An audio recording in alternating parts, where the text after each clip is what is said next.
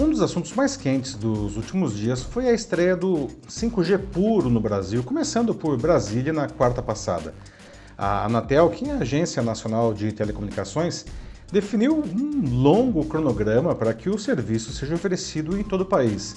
Mas um aspecto pouco falado pode atrasar os lançamentos e piorar a qualidade do 5G, que é a dificuldade de se instalar antenas nas cidades. Apesar de a regulamentação de telecomunicações ser federal, as leis que determinam as regras para a instalação de torres e antenas são municipais. Não, isso acontece porque cada cidade tem as suas características e necessidades próprias que precisam ser respeitadas. Mas em muitas delas os debates estão emperrados. Só que, sem antenas, não haverá 5G. Ele não vai aparecer do nada, não, no seu celular de última geração. Eu sou Paulo Silvestre, consultor de mídia, cultura e transformação digital, e essa é mais uma pílula de cultura digital para começarmos bem a semana, disponível em vídeo e em podcast. Eu conversei com o Sérgio Sgobi, que é diretor de Relações Institucionais da Brascom, que é a Associação das Empresas de Tecnologia da Informação e Comunicação e de Tecnologias Digitais, e ele confirmou que essa falta de entendimento mesmo, não, como se o 5G fosse chegar aí por um passe de mágica, não. E ele deixou claro, não acontece se não tiver infraestrutura.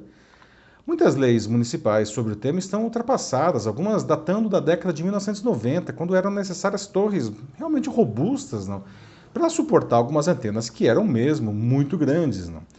Só que de lá para cá a tecnologia evoluiu dramaticamente, não, e os aspectos urbanísticos mudaram, criando exigências, mas também facilitando muitos pontos. Eu também falei com o Marcos Ferrari, que é presidente executivo da Conexis, que reúne as empresas de telecomunicações e de conectividade. E ele disse que hoje cerca de 2% dos municípios brasileiros têm leis de antenas atualizadas. E é muito pouco, ele mesmo disse.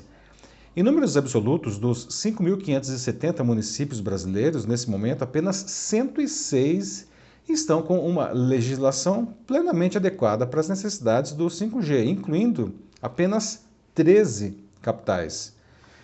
Esse atraso na legislação municipal não impede o lançamento do 5G, mas dificulta o avanço da tecnologia. A Jaqueline Lopes, que é diretora de Relações Institucionais da Ericsson para o Cone Sul, me explicou que é importante que isso ocorra o quanto antes, para evitar um descompasso entre as regras e o avanço tecnológico.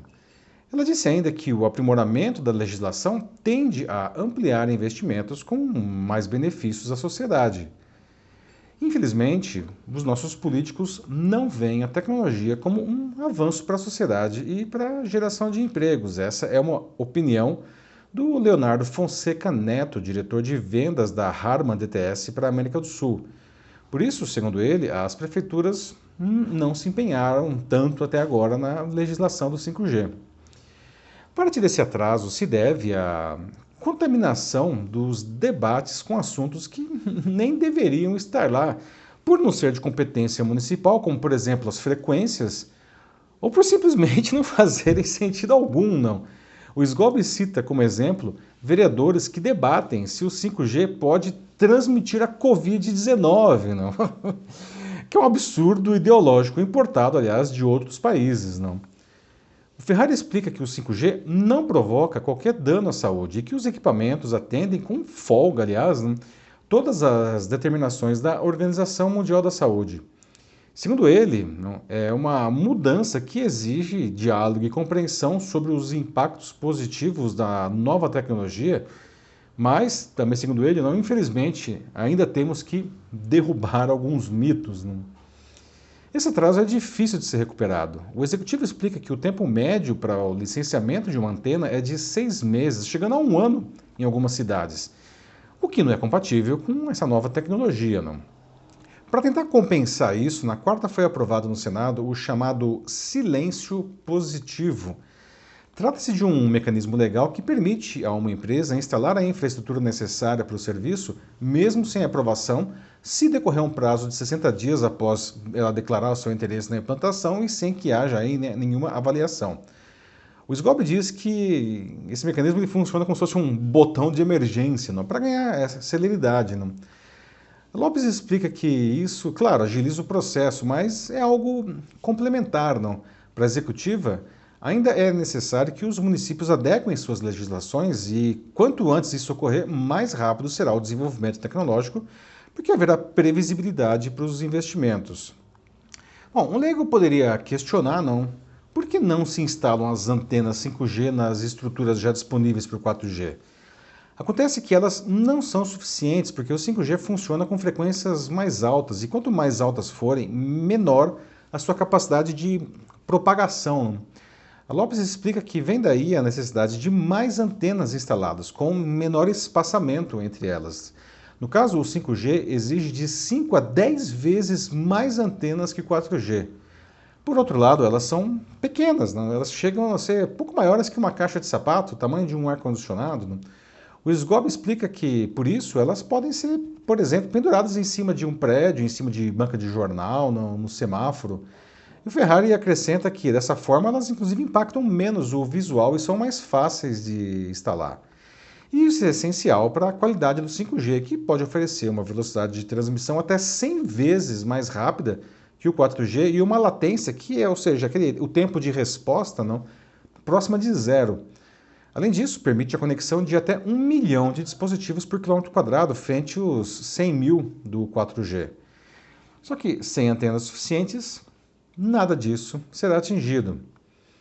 O 5G não deve ser visto como uma mera evolução do 4G. Os avanços que ele traz podem revolucionar tecnologicamente o cotidiano de pessoas e de empresas, permitindo o surgimento de incríveis serviços que ainda não estão disponíveis. E isso precisa ser democratizado, sob o risco de aumentar o já gigantesco abismo digital na sociedade brasileira.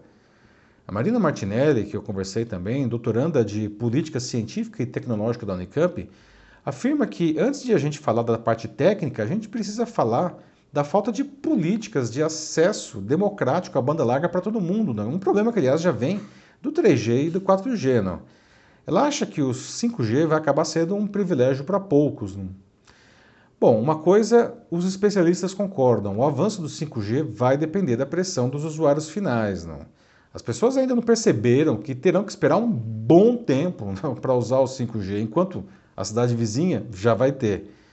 O SGOB acredita que quando isso acontecer, a população vai começar a fazer pressão. Por que essa cidade tem e a minha não tem? Vale dizer ainda que, se uma cidade em um bloco já contemplado no cronograma da Anatel demorar muito para fazer os movimentos para receber o 5G, uma cidade do bloco seguinte que tiver com tudo pronto vai poder furar a fila. A Martinelli lembra que as pessoas elas não têm acesso a pacotes democráticos de banda larga no Brasil. Apesar desses atrasos municipais nas suas leis e do cronograma da Anatel para a instalação das cidades pelo seu porte, o usuário final tem o poder em suas mãos. As empresas de telefonia querem oferecer o serviço o quanto antes, mas vão fazer isso onde a infraestrutura estiver liberada e onde houver mais demanda. Por isso, como sugere a Martinelli, a gente precisa de uma integração total dos atores da sociedade para que essa revolução do 5G realmente aconteça. Caso contrário, o 5G ainda estará em um horizonte que pode passar de 7 anos para muitos brasileiros. E isso é tempo demais para algo que promete transformar dramaticamente as nossas vidas. É isso aí, meus amigos. Bom, o 5G promete viabilizar uma grande transformação digital na sociedade. Você já pensou no que ele pode fazer por você quando finalmente estiver disponível? Se quiser conversar sobre isso, mande uma mensagem aqui para mim. Eu sou Paulo Silvestre, consultor de mídia, cultura e transformação digital. Um fraternal abraço. Tchau.